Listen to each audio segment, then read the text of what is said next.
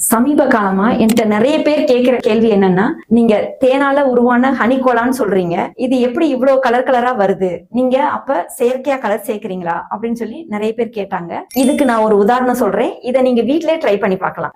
செம்பருத்தி பூ பார்த்திருப்பீங்க. நம்ம சாப்பிட்றப்ப கலர் வராது. ஆனா அந்த செம்பருத்தி பூவை பறிச்சு அது கூட லெமனை பிழிஞ்சு விட்டோம்னா ஒரு 2 மணி நேரத்துல வெயில வச்சோம்னா டோட்டல் கலருமே செக்கச்சவே நம்மளுடைய ரத்த சிவப்பா மாறிடும். அந்த பூ வந்து வெள்ளையா மாறிடும். அதை வடிகட்டி வச்சுக்கிட்டோம்னா அதை தொட்டு நீங்க எங்கேயாவது வச்சு பாருங்க, அப்படியே சிவப்பா சிவப்பு கலர்ல பேப்பர்ல இதுகள்ல அப்படியே செக்கச்சவேன்னு இருக்கும். இந்த மாதிரிதான் வாழை இலையெல்லாம் வந்து கொதிக்க விட்டு நீங்க காய்ச்சினீங்கன்னாவே அந்த இலையில உள்ள பச்சையும் பூரா தண்ணியில வந்து இறங்கி. இந்த மாதிரி சில மெத்தடுகளை எடுத்துதான் கிட்டத்தட்ட 2 வருஷமா நம்ம தமிழ்நாடு அக்ரி யூனிவர்சிட்டியோட டைப் பண்ணி இதுக்கான அந்த ப்ராஜெக்ட் ஆரண்டி பண்ணி கெமிக்கல் இல்லாம இது கூட சேர்க்கறதுக்காக ஏகப்பட்ட விஷயங்கள் பண்ணிதாங்க இதுல வந்து கொண்டுட்டு வர்றோம். 2 வருஷம் எங்களுடைய உழைப்பால தான் உங்க முன்னாடி கொண்டுட்டு வந்து இந்த ஹனிகோலாவை நிப்பாட்டி இருக்கோம். 100% இது சுத்தமான தேனால உருவான ஹனிகோலா தான். குழந்தைங்கள்ல இருந்து பெரியவங்க வர யாரு வேணாலும் இதை சாப்பிடலாம். உடம்புக்கு ஆரோக்கியமானது. அதனால எல்லாருமே நம்பி வாங்கி குடிக்கலாம். சுத்தமான தேனுக்கும் தேனி வளர்ப்புக்கும் டிபிஸ் ஹனியை ஃபாலோ பண்ணுங்க. ஹனிகோலாவை டேஸ்ட் பண்ணுங்க.